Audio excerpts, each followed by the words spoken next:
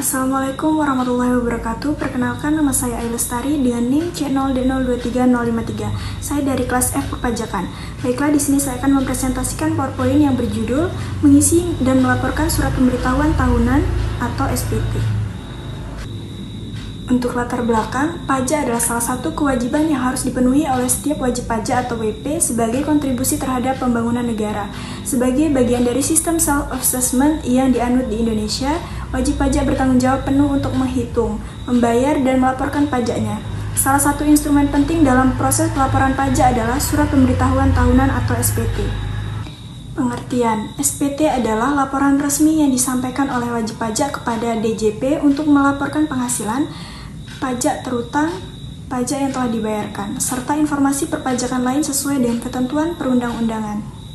Jenis SPT, SPT tahunan orang pribadi 1770, 1770S, dan 1770SS, digunakan oleh individu untuk melaporkan penghasilan dan pajak.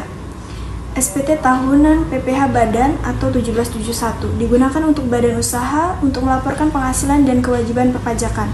SPT massa untuk melaporkan pajak tertentu dalam periode bulanan seperti PPh pasal 21, pasal 23 atau PPN. Kemudian untuk tata cara pengisian SPT, yang pertama langkah-langkah persiapan. Yang pertama mempersiapkan dokumen. Wajib pajak perlu menyiapkan dokumen pendukung seperti bukti potong pajak 1721 A1 atau A2, laporan keuangan dan dokumen lain yang relevan. Yang kedua, mendaftar di DJP online.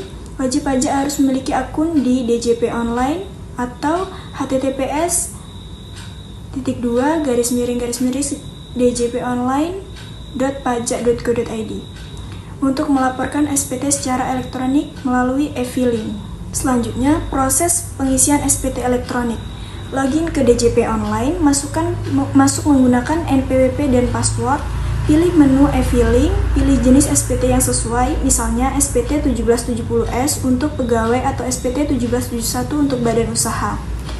Kemudian isi data penghasilan, masukkan data penghasilan, pengurangan, dan kredit pajak sesuai dengan bukti pendukung.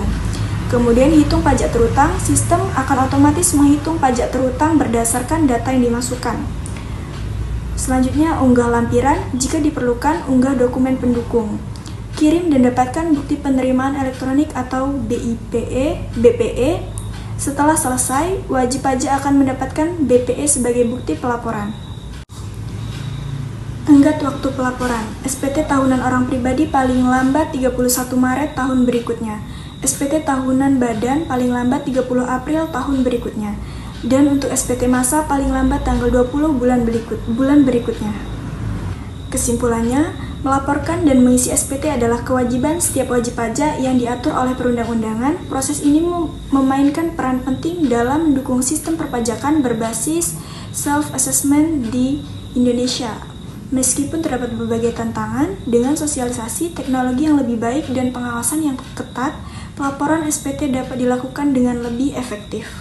Baiklah, sekian presentasi dari saya. Apabila terdapat banyak kesalahan, saya mohon maaf yang sebesar-besarnya. Saya akhiri. Wassalamualaikum warahmatullahi wabarakatuh.